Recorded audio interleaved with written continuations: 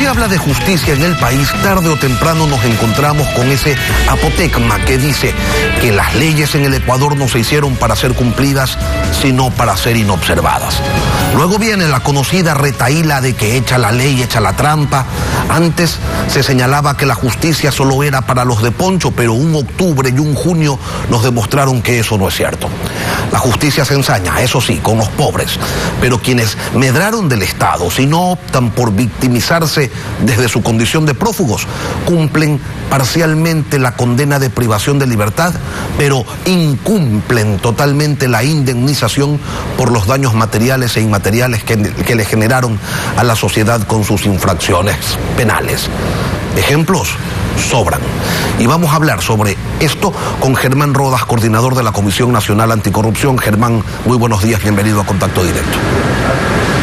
Lenin, buenos días, un saludo cordial a usted y a los televidentes, a sus órdenes. La prelibertad del reo Jorge Glass, gracias a los beneficios penitenciarios, a los que, al igual que todos los condenados por haber delinquido, tiene derecho, ¿qué lecciones empieza a dejarle a un país que observa que de nada sirve que la norma señale, por ejemplo, que los recursos legales deben presentarse en el lugar donde esté detenida una persona, porque igual las presentan en donde les dé la gana? Nos demuestra esta realidad que en el país se han articulado a lo largo de su historia normas, leyes y reglamentos vinculados con la estructura del poder que en más de una oportunidad ha estado al servicio de la delincuencia organizada de cuello blanco que ha ejercido el poder político, de tal suerte que saben estos delincuentes que tienen la posibilidad de hacer sus fechorías en medio del silencio y de la impunidad. Esta es la primera reflexión a la que llegamos en este momento sobre las circunstancias que estamos comentando. En otro aspecto, pero en esa misma línea, Germán, hay sentencias que no solamente castigan con la privación de la libertad, sino que además disponen un resarcimiento económico. Sin embargo, a la hora de valorar los requisitos para salir de prisión de forma anticipada, solo se toma en cuenta los tiempos transcurridos. Es decir, solo se toma en cuenta una parte de la sentencia como si esa fuera la única pena que se impuso. ¿Cómo contribuye esto al fortalecimiento de la impunidad? Pues simple y llanamente el delincuente sabe que provoca el asalto, que se lleva los recursos del pueblo ecuatoriano y que puede luego salir a disfrutarlos. El señor Glass tiene supuestamente una deuda con el país de alrededor de 8 millones de dólares en el resarcimiento. Bueno, no ha pasado nada. El caso de Alexis Bravo hace algún tiempo ocurrió exactamente lo mismo. ¿Qué nos demuestra todo aquello? Que es indispensable buscar mecanismos urgentes para que este tipo de delincuentes efectivamente salgan siempre y cuando por lo menos hayan pagado un porcentaje importante. Aquello significa que no puede haber, por lo tanto, rebajas penitenciarias si es que no hay la condonación de un porcentaje fundamental del asalto. Allí podría haber dos variantes. El delincuente atrapado en actos de corruptela revela los hechos, devuelve parte del dinero y la norma podría ser que se le baje la sentencia, o en su defecto no hay libertades como las que estamos comentando si es que no se ha pagado a sí mismo alto porcentaje. El otro es impunidad, viva la fiesta, viva el asalto al país. Para que la impunidad no se enseñoree, es necesario, como ya está enseñorada, mandando en el país, es necesario que esta situación cambie para que los funcionarios públicos no se hagan millonarios con coimas ni beneficiando a empresas extranjeras, como dicen las sentencias de los casos Odebrecht y Sobornos 2012 y 2016. Ahí están, cualquiera puede revisarlas. Ustedes como comisión están planteando una reforma al Código Orgánico Integral Penal. Germán ya ha dicho, deberían pagar aunque sea una parte importante. ¿Qué es una parte importante? ¿Por qué una parte importante y no todo, Germán? Porque seguramente nos van a decir que no tienen los recursos, pero además esta es una forma de incentivarles a estos delincuentes para que en un momento determinado de sus vidas hagan algo en beneficio de aquellos que han asaltado. Creo que podríamos entonces hablar de mecanismos diversos. Las reformas se vuelven importantes, pero ¿qué reformas podemos plantearnos con congresos y asambleas nacionales como las que tenemos? A eso pero quería ir, Germán. ¿Usted realmente cree que los políticos de este país, quienes tienen la facultad de modificar las leyes, están interesados en establecer, en empujar un cambio de esta magnitud? Es que ellos en un gran porcentaje son parte de la trampa colusoria, de tal suerte que creo que no habrá mucho interés, pero hay que pelearla, porque lo menos que se puede hacer es pelearla con la movilización social, con la participación de la sociedad civil.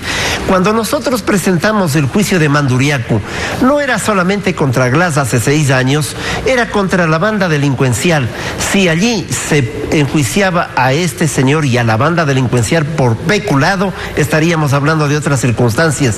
El hecho de haberlos puesto por cohecho y por tener malas compañías, en definitiva por la asociación ilícita, también nos ha llevado a esta circunstancia lamentable. La suspensión condicional de la pena, según el COIP, no aplica cuando se trata de delitos contra la integridad sexual o reproductiva, cuando se trata de violencia contra la mujer o miembros del núcleo familiar. ¿Ustedes consideran que esta exclusión debe ampliarse y que esta suspensión condicional de la pena tampoco sea aplicable cuando se trate de delitos de corrupción? Desde luego que sí, porque el delincuente por corrupción ha generado un mal social que se vuelve de larga data, quizás irrecuperable, porque ha asaltado recursos del Estado que podrían utilizarse en salud, en vivienda, en educación, en la protección de los ciudadanos, hombres y mujeres de este país. Y frente a esa realidad es indispensable, por lo tanto, actuar con entereza. Ojalá,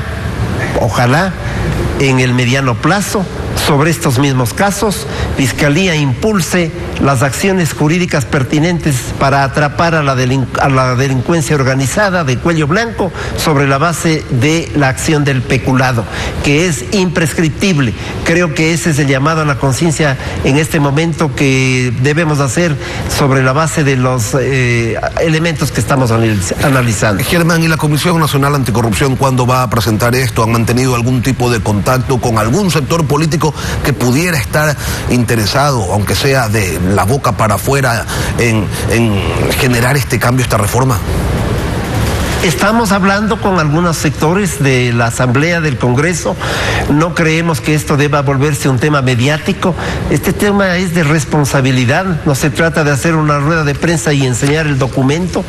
Se trata de efectivamente avanzar en un procedimiento que impida que el delincuente salga sin pagar, por una parte, o al menos que mientras no pague un porcentaje fundamental, no goce de estas prelibertades organizadas y amañadas en función de los intereses de aquellos que han asaltado y asaltan al país. Hay otro tema que también es importante abordar, Germán, porque a los integrantes de la Comisión Nacional Anticorrupción los enjuició El Mundo al Revés, Carlos Pollitt, por el delito de calumnias, cuando ustedes denunciaron que había sobreprecio en la compra de los terrenos de El Aromo, donde algunos afiebrados creen que existe una refinería. El tiempo les terminó dando la razón a ustedes, Germán, a los denunciantes. Recuérdenos qué fue lo que pasó allí. Cierto que hay afiebrados que piensan que allí hay refinería, y entre ellos del señor Glass.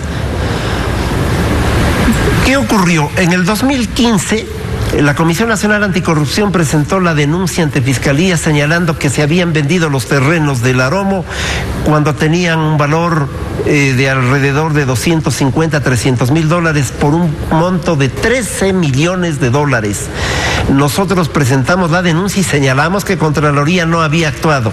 ¿Qué ¿Qué hizo el Contralor Poli? Nos enjuició de manera rápida, aprovechando obviamente la circunstancia que el fiscal de apellido Chiriboga encajonó nuestra denuncia, nos declaró que habíamos, los miembros de la comisión, ejercido o establecido una denuncia temeraria, falsa y temeraria, y Poli rápidamente aprovechó la circunstancia para llevarnos a juicio.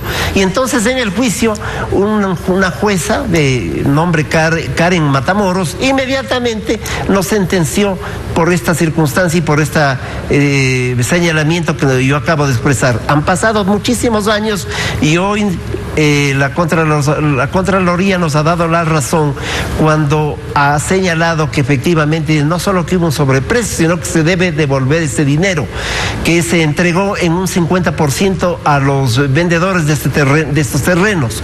De tal suerte que la memoria de Jorge Rodríguez Torres, de Julio César Trujillo, de María Arboleda y de Isabel Robalino, que también fueron sentenciados junto a nosotros a 1 año de cárcel, se ha resarcido.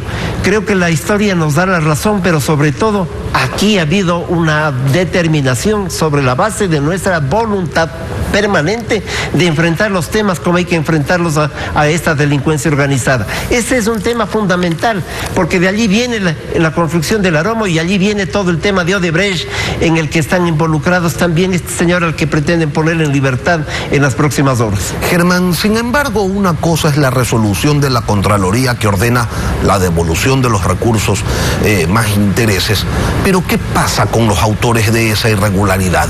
¿Dónde está la sanción para los responsables?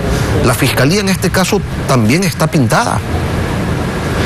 La Fiscalía en este caso tiene que actuar de manera inmediata porque la acción y la determinación hecha por Contraloría le obliga a actuar de esa forma.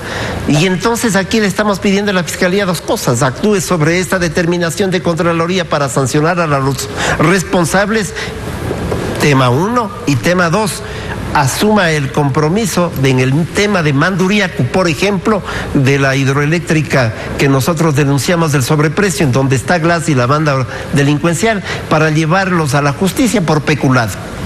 Germán Rodas, coordinador de la Comisión Nacional Anticorrupción. Gracias, Germán, por acompañarnos hoy aquí en Contacto Directo. A usted, Lenin, siempre es un placer, sobre todo hablar con posibilidad de hacerlo con verdad, con transparencia, en un medio que permite el ejercicio de la democracia y sobre todo del trasladarle al país una lucha que no tiene precio, pero que tiene un valor ético y moral fundamental a estas alturas de la vida nacional. Gracias, Germán. Y luego de la pausa, volvemos.